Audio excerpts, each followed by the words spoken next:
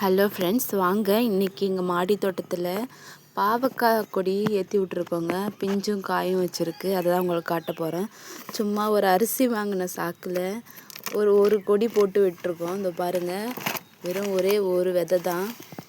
அது நல்லா கொடி ஏறி இருக்குங்க. எங்கள் வீட்டு மாடி பக்கம் புளிய மரத்தோட கிளை வந்திருக்கு. அந்த கிளையில ஏற்றி விட்டுருக்காங்க. இந்த பாருங்கள், காய் பிடிச்சிருக்கு நல்லா. இங்கே பார்த்தீங்களா,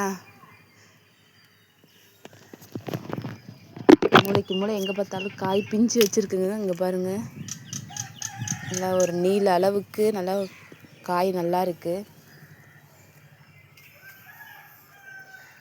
இங்கே பாருங்கள்,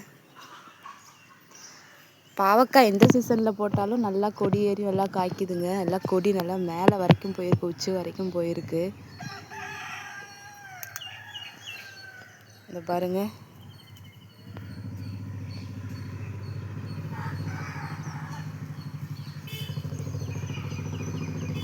இன்னும் ஒரு 2 நாளில் பறிக்கலாம். நாங்கள் தான் சேர்த்து பறிக்கலாம்னு சொல்லிட்டு பறிக்காமல் வச்சுருக்கோம். ஒரு 4 காய் வச்சுருக்குங்க. நம்ம பெரிய தோட்டம் இல்லைன்னா கூட மாடியில் இதை மாதிரி இடம் இருந்துச்சுன்னா ஒரு சின்ன சாக்கில் தான் வச்சுருக்கோம். அதுவே 4 காய் கிட்டத்தட்ட காய்ச்சிருக்கு.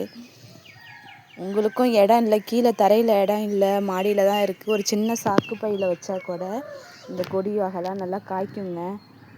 அதுக்கேற்ற மாதிரி ஒரு பராமரிப்பு இருந்தால் போதும். வீடியோவில் பிடிச்சிருந்தா லைக் பண்ணுங்கள், ஷேர் பண்ணுங்கள். மறக்காமல் என்னோடய சேனலை சப்ஸ்கிரைப் பண்ணுங்கள்.